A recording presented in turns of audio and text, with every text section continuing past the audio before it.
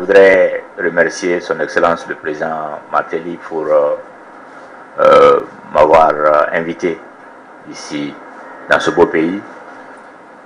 Je voudrais profiter de cette occasion pour réaffirmer le soutien de la communauté internationale et très spécialement de l'Union internationale des télécommunications au gouvernement mis en place par le président Martelly et spécialement le Premier ministre M. Lamotte, qui est un homme très connu non seulement dans le monde des affaires mais spécialement dans le monde des télécommunications.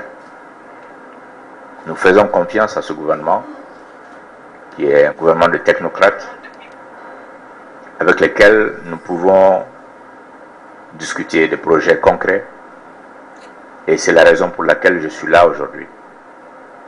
L'UIT a été engagée auprès de Haïti pendant de nombreuses années. On a travaillé avec Conatel en très étroite collaboration, mais surtout après la catastrophe, le tremblement de terre du 12 janvier 2010, nous avons immédiatement envoyé une équipe ici avec des équipements et nous avons travaillé avec les organisations internationales et aussi le gouvernement haïtien pour porter les secours. Les télécommunications jouent un rôle prépondérant dans le développement d'un pays. C'est le cas pour tous les autres secteurs. Grâce aux technologies de l'information et de la communication, on peut développer l'éducation. Le Premier ministre vient d'en parler tout à l'heure. On peut développer le commerce, le tourisme et le gouvernement en ligne et les services de santé aussi. Donc il est très important aujourd'hui que nous ayons en place dans chaque pays une politique nationale que nous appelons la politique nationale basée sur le haut débit. Et je suis très heureux de voir que la Conatel a déjà, avec le ministère, mis en place une politique nationale qui est une des mieux conçues dans la région des Caraïbes aujourd'hui. Je le dis en toute connaissance de cause parce que je viens ce matin de Panama où nous avons organisé un sommet des Amériques, non seulement l'Amérique du Nord, l'Amérique centrale, l'Amérique du Sud et les Caraïbes, pour essayer de voir à l'horizon 2015 comment nous allons ensemble connecter cette région du monde pour nous assurer que chaque citoyen a un accès non seulement à la téléphonie mobile mais aussi au haut débit afin de pouvoir avoir l'accès à l'Internet. Vous devez le savoir, le monde entier aujourd'hui connaît plus de 6 milliards d'abonnés à la téléphonie mobile. Plus de 2,4 milliards de personnes sont aussi connectées à l'Internet. Notre objectif à l'horizon 2015, c'est que tous les citoyens de cette planète puissent avoir cet accès-là. Et nous devons faire des efforts ensemble ici à Haïti pour que ce rêve devienne une réalité. Et cela est possible grâce à une politique, d'abord une bonne législation qui doit être mise en place, une bonne régulation et attirer le secteur privé qui pourra venir et investir. C'est un environnement très propice à l'investissement. Les technologies de l'information et de la communication, c'est un domaine rentable. Le secteur privé va faire des profits, mais dans le processus, il va investir, il va donner des nouveaux services et des applications. Et les gouvernements pourraient obtenir les objectifs qu'ils sont en train de chercher. Nous avons beaucoup de choses qui se font aujourd'hui grâce aux technologies de l'information et de la communication. L'éducation en ligne par la télééducation, la santé en ligne par la télémédecine, plus beaucoup d'autres services gouvernementaux qui peuvent être mis en place et plus particulièrement les services bancaires en ligne aussi, des paiements qui peuvent se faire avec des téléphones mobiles et cela est déjà mis en place ici en Haïti.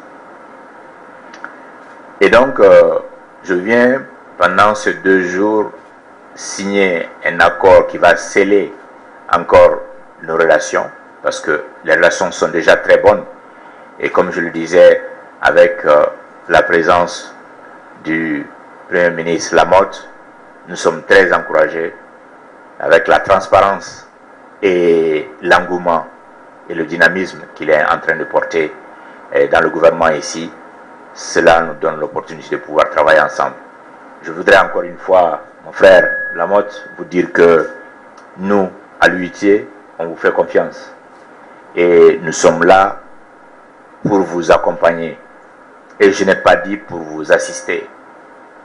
Parce qu'à l'UIT, dans notre principe, ce n'est pas d'assister, c'est d'accompagner. Parce que dans chaque, on ne peut pas assister un pays. Et nous avons un gouvernement ici en place à Haïti qui sait les objectifs qu'il veut atteindre. Et c'est notre objectif, notre travail, nous, de les accompagner dans la mise en œuvre de cela.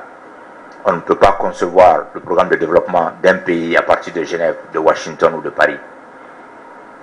Tout programme qui n'est pas développé dans le pays lui-même ne va jamais pouvoir fleurir.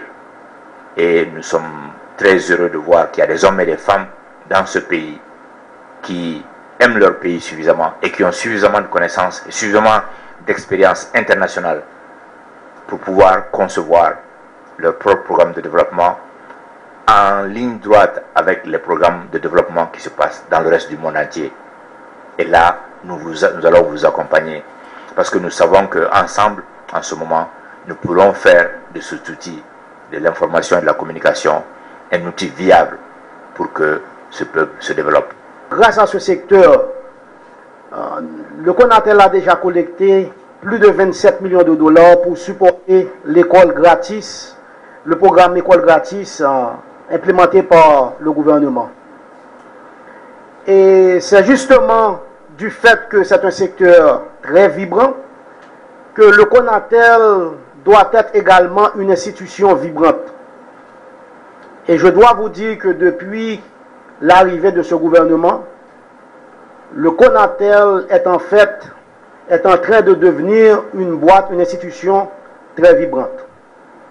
Et dès mon arrivée, j'ai été en contact constant avec l'UIT et grâce à nos efforts, nous avons déjà identifié des programmes que nous allons implémenter avec l'aide de l'UIT, l'assistance de l'UIT.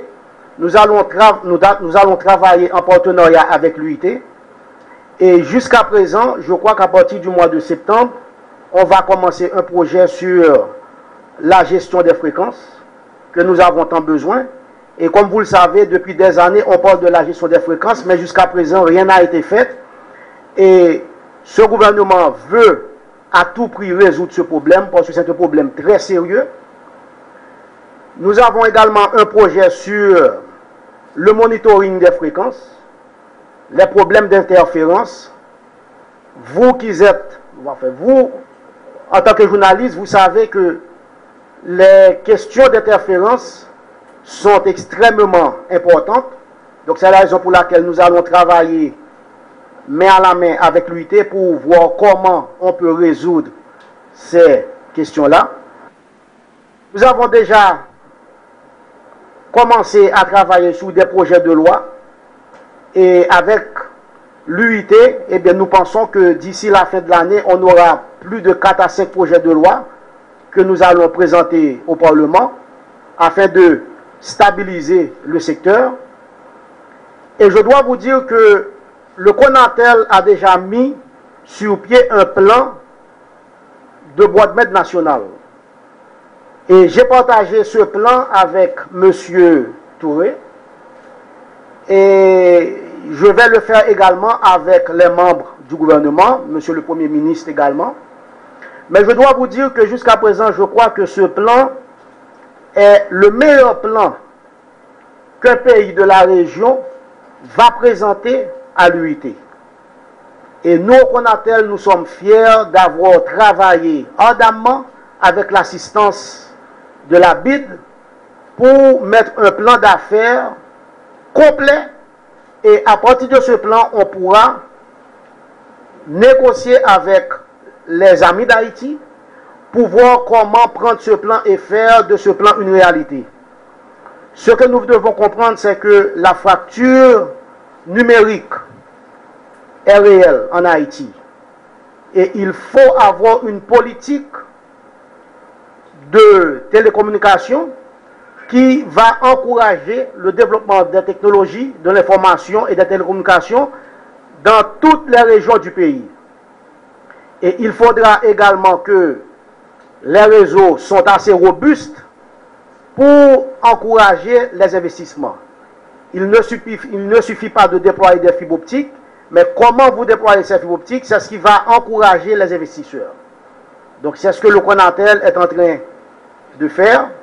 Et je vous assure que d'ici le mois de septembre, ce plan sera disponible et on pourra partager le plan complet avec la population haïtienne. Tout d'abord, pour moi c'est un grand moment car quand le secrétaire général de l'UIT dit que le plan présenté par le Conatel semble être le meilleur plan de tous les pays de la région, je crois que c'est un honneur pour nous.